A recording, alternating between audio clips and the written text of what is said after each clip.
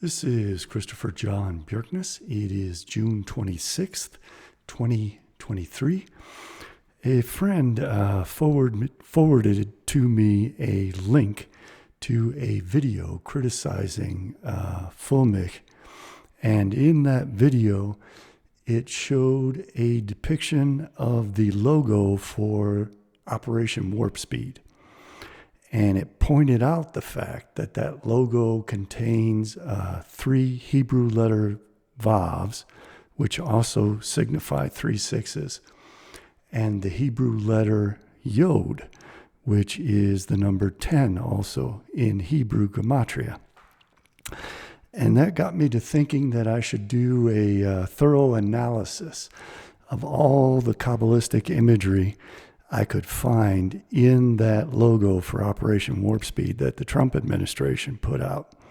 And this is an official government set of symbols.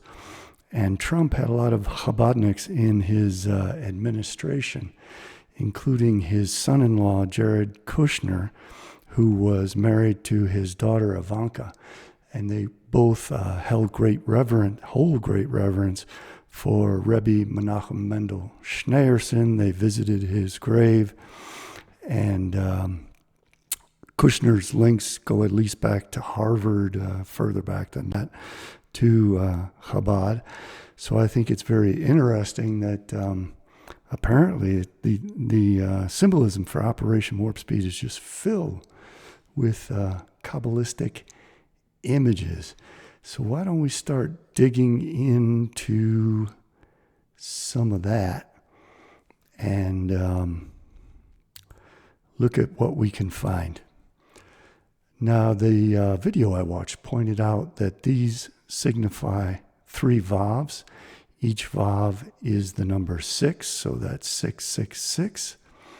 This is a Yod, and that is the number 10. And that was about the extent of the Kabbalistic analysis that was done there. So let's go a little deeper. These 3 Vavs are actually the prongs of the letter Shin, which represents Shekhinah. The 10th emanation on the Tree of Life is Malchut, the kingdom. It represents the planet Earth, and the goddess Shekhinah, who is also symbolized by this shin. This Yod is actually the bottom of the shin, and the head of each letter Vav has a Yod on top. So the letter Shin is composed of 4 Yods. 4 times 10 equals 40. The 3 Vavs, each one being 6, signify 18, so that makes 58. And the entire letter Shin is the number 300 in Hebrew, so that adds up to 358. 358 therefore represents Shekhinah, but it is also the gematria for Mashiach, the Messiah, as well as Nachash, the serpent. Speaking of the serpent, we have 5 pentagrams. These 5 pentagrams represent the 5th emanation, Gevurah. Gevurah is severity, justice, and punishment. It is the planet Mars. It is represented by Samael, or Satan. So these 5 pentagrams represent Satan. And you'll notice that they go from pointing up to pointing down. This signifies Yeshua, who is Jesus. The tetragrammaton with the shin added to it creates Yeshua. This is represented as man, as Adam and Eve, with the head and the legs and arms outstretched. This represents Samael and Lilith, and it spells out Leviathan from the 5 letters. The 6 spikes here represent the 6 days of creation, which have ended, and we are now entering the world to come, Olam Haba. They also represent the sixth emanation, which is Tiferet. Tiferet is Yahweh and the Son, the male aspect of the Godhead. Shekhinah, the 10th emanation, the earth, is the female aspect of the Godhead. In the world to come, the female will rise to the male, the Godhead will be reunited, and the earthly temple will rise to the heavenly temple through Yesod, which is Yahweh's organ. We also see here, this signifies the earth, and it is blue because that represents the waters below, the primordial waters of chaos. And on those primordial waters of chaos, we see many triangles pointed upwards and downwards to signify the two triangles of the Star of David, and it represents as above, so below. So the Malkut, the earth, will rise to Tiferet, and the Godhead will be united in the world to come.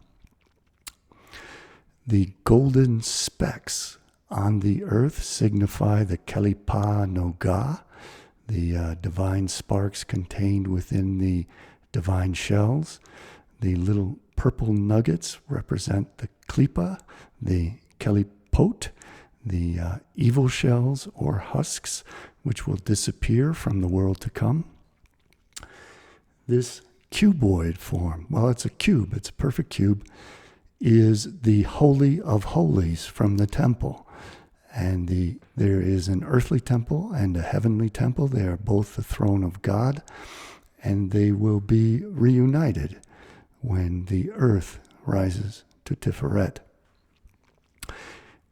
The darkness within the Holy of Holies is the black cloud of Yahweh, the black pig Seth. So the Holy of Holies, which is the residence of God on earth, contains the black cloud of God, Yahweh, the black pig Seth, the new moon, which is black, and then comes to radiate with the shining darkness in the world to come. So this cube signifies the Holy of Holies. It signifies Yahweh, the Egyptian god Seth of darkness and chaos, and the darkness shines.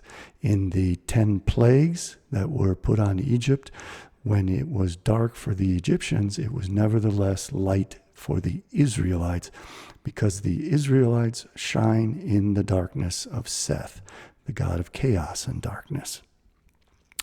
We see that symbology in these parts where the darkness transforms into light. And this is the light of Yahweh, the Son, Tiferet. The cube is tilted so that it portrays a six-pointed figure like the Star of David, a hexagram.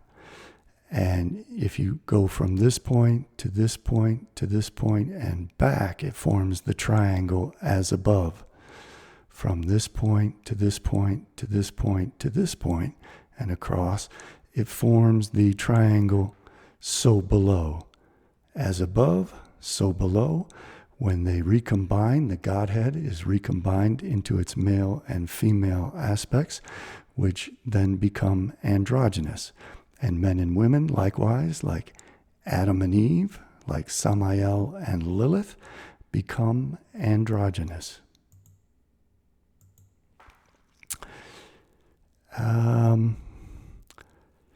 This idea of warp speed signifies faster than light travel. When things travel faster than light, according to the special theory of relativity, time reverses itself. This could also be portrayed as travel in higher dimensions. So this signifies this hyperdimensional cube, which is a tesseract. A tesseract is to a cube what a cube is to a square. So it carries over from a square in 2 dimensions of the plane to a cube in 3 dimensions of space to the hyperdimensional tesseract. And many people have linked the tesseract with the planet Saturn, which has a hexagram at the pole. I'm just going over my notes to make sure I'm not missing anything.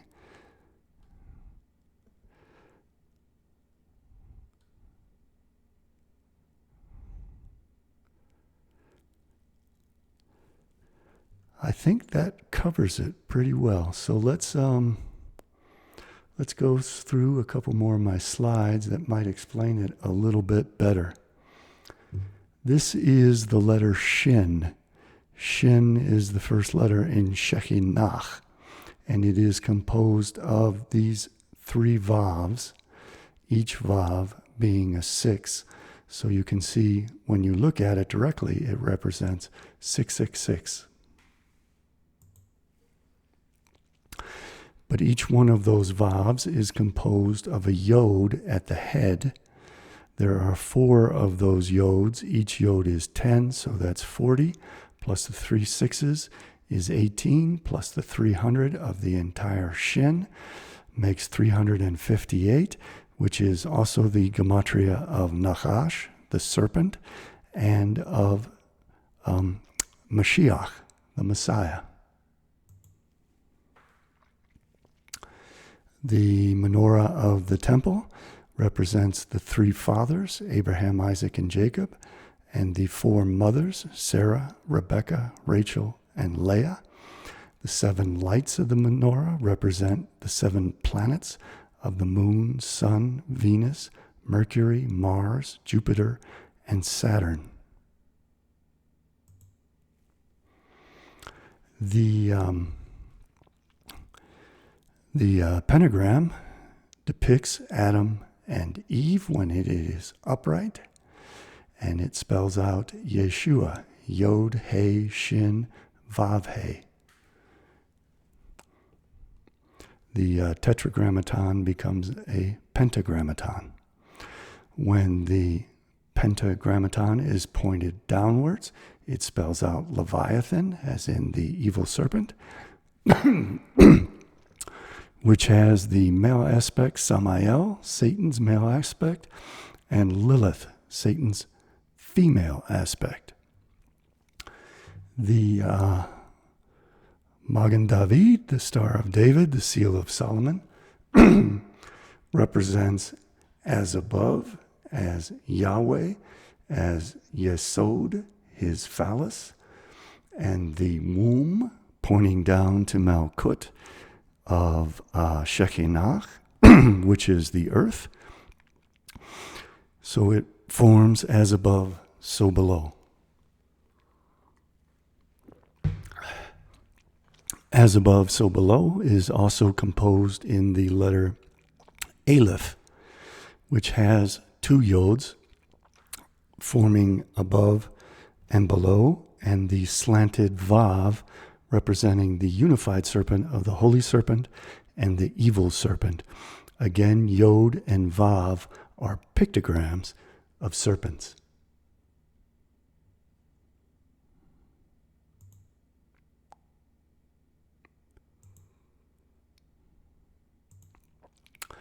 So that wraps up what it is that I wanted to share with you today. I found it very interesting that our government was evidently deploying Kabbalistic imagery in its logo for Operation Warp Speed, and that the Trump administration had prominent figures from Chabad in it. Chabad certainly follows Kabbalah. I think Chabad considers itself the preeminent expert on Kabbalah, working with the Tanya of Shneur Zalman and all of the literature and lectures that have been produced by the 7 Rebbes. They are very well schooled in Lurian Kabbalah. So conclude from that what you will, but I wanted to share my insights into that. I hope you appreciate this video.